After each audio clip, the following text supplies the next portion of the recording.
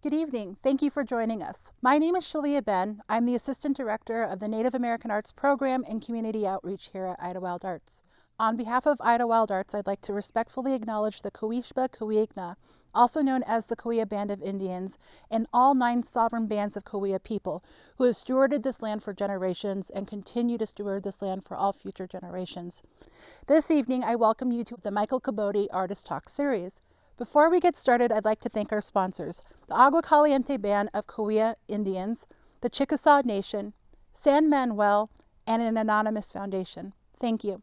I'd also like to thank Joe Baker and Truria Smith, who are our senior consultants to the Native American Arts Festival Week. Thank you so much. Be sure to join us at idyllwildarts.org/creation to take a look at the online exhibition and take a look at our past Artist Talk series. Big shout out to Christy Scott who organized all of that. Before we get started, I'll turn it over to Nina Sanders, the curator of At Creation. She'll share a few words about Kevin and his work. Nina. Kevin Pourier. There are some people on this earth who will always ground you, remind you to ask you why you are here and what you are doing. Kevin is one of those people. He will gently, sometimes teasingly remind you that you're a human being and the answers have always been inside you.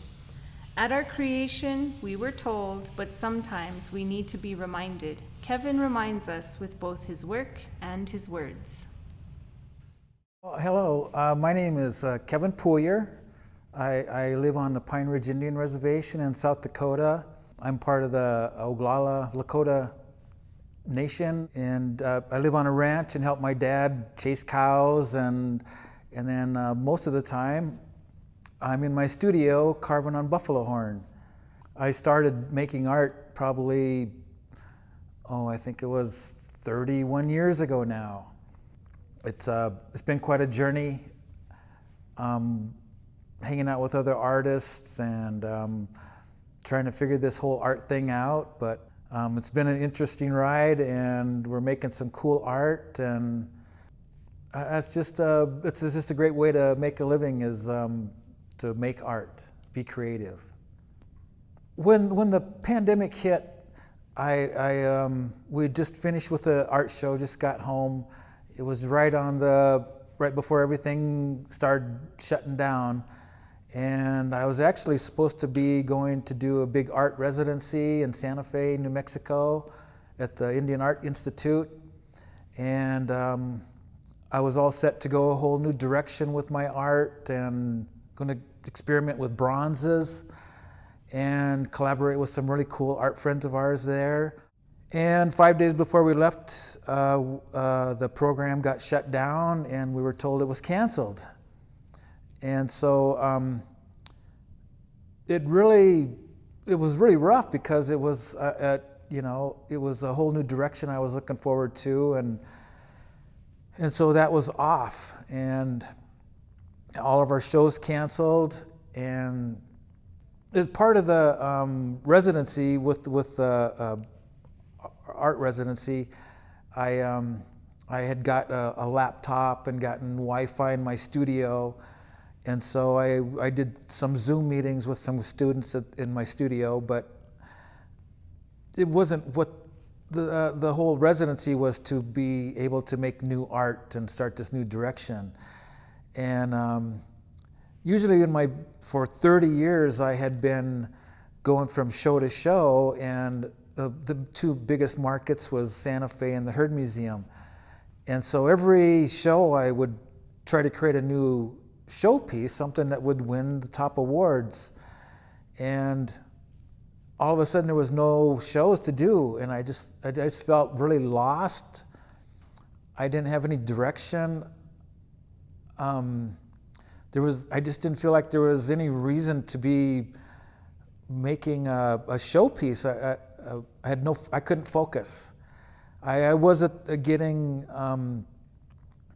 orders online for a pair of earrings, so I was keeping up with my earring orders and things that I sell through my website and stuff. But as far as my statement pieces, I was really stuck. It was really a tough place to be, and there would be days when I would just go to the studio and I would actually just I'd start my wood stove up, I would rearrange things and kind of just sit there.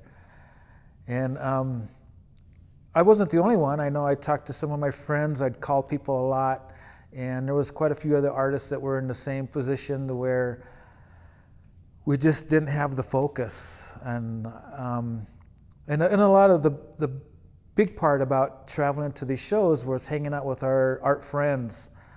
We would get together and have dinner, we would go to the coffee shops, and we would talk about art, and we're always talking about a next new exhibit we could do with each other. And in those kind of talks, just hanging out with friends are the most,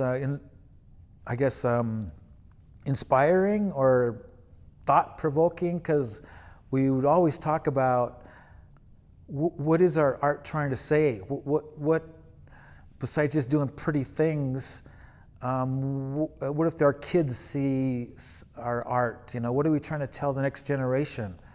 And so it's, I wouldn't say a burden, but it's more like a responsibility as an artist to have this voice and to be able to use it in a constructive way to have a voice. And I think that's the best thing for me about being an artist, is that it's given me a voice, a platform, in a time when, you know, we have a lot to say, there's a lot of things to deal with. And so I guess I don't have the words a lot of times to say things, so being able to say it through my art is the best way. Coming to Idyllwild for this exhibit was the most awesome thing. I mean, we counted backwards to our last time we were with friends and other artists, and it's been 16 months, and to see other artists and to see the art that they made out of this pandemic is just like coming out of a cave. I mean, looking at things online, we've looked at things online and looked at interviews and called people, but getting to interact, just in the few times we've hung out, I don't know, I just feel like talking and sitting outside with another artist just a little few minutes ago. I noticed that we were both just talking and chatting, and I think we all feel like a big relief to be able to finally feel a little bit normal, and that's the thing about this whole business, this whole thing that we're in, is in being a creative person, is that this art has brought us together, and it's really grateful that that's coming to an exhibit is the first thing that we got to do, especially this art that was created from it's kind of a traumatic thing, I guess, being isolated, especially as an artist, and not being able to share our ideas and our thoughts with other people. And so this is really wonderful. The oppression art piece, the buffalo horn spoon that was selected to be part of this exhibit, well, it was created in 2010, but it fit with the creation theme. And with a lot of my work, I guess I want to create a healing, I guess. I want to educate people. A lot of times I like to turn the tables around on ideas that natives are expected to endure all the time. And a lot of times I like to turn the tables on non-native people and maybe put them in our shoes. But also I like to talk about behaviors, because behaviors, no matter what, come out of all races. And so in this piece here, it's all fingers pointing at each other, and they're all, I created them as native fingers, and because they're all brown and they're all pointing at each other. And at the time I created this was, I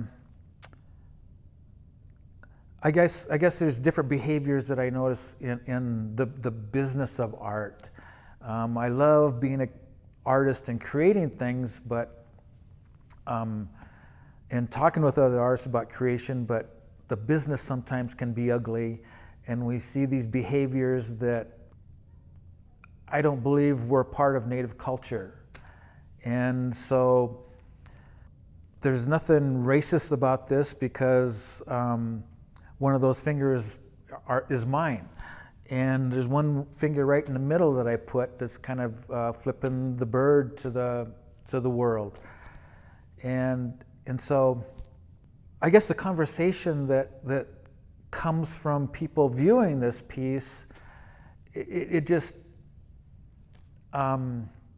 it's pretty exciting, because I think that's the whole idea behind art, is to create a conversation, and we can talk and maybe look at ourselves, at how we're behaving, and maybe create some kind of healing. And so with most of my political pieces, it's all about educating, healing, understanding, and coming together. The title of it is, there was a saying that I had heard, and it was about, once the oppressor has oppressed a people long enough, all they have to do is step aside and we will oppress each other. Which is true, I mean, we point fingers at each other a lot, and the jealousies and that come out in our own communities. And this was also a tactic that was used by the FBI against the American Indian movement back in the 70s, and it was called COINTELPRO, and it was used against the Black Panthers and the American Indian movement, and where they would infiltrate these groups, and they would spread lies and distrust amongst each other, and the groups would break up.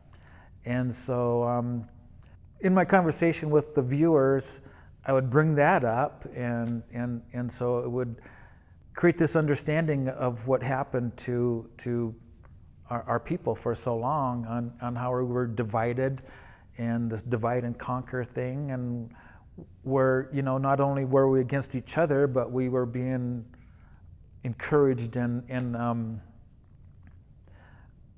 I guess forced to go against each other. So I think for Native people it would be more of a goal to resist that, finger pointing, and try to come together as a community instead of having this whole program work that the government did to Native people. Thanks so much, Kevin. I really appreciated everything you had to share with us this evening. So for those of you who may not know, in 2019, a year before that, Idyllwild Arts started sponsoring an official award at the Heard Museum Guild Indian Fair and Market called the Imagination Award. This award is designed to defy traditional classifications of what Native art is. It doesn't need to be pigeonholed so much, and so Idyllwild Arts really wanted to push the envelope and to recognize innovation and imagination in American Indian art. And in 2019, Kevin, your piece, your belt, won the Imagination Award, so I was hoping you could talk a little bit about that and share some words about that. Yeah, that year was pretty awesome. The belt that I brought to the Heard Museum was the second in a series of honoring women, and this piece was about finding their voices. And so it was I found 7 or 8 Native women around the country who ran for office and won, and went from Deborah Holland and to Congresswoman, to some local politicians from home in South Dakota. And I contacted each lady and chose a design from where they were from, and then put this in the background and did a portrait of each woman.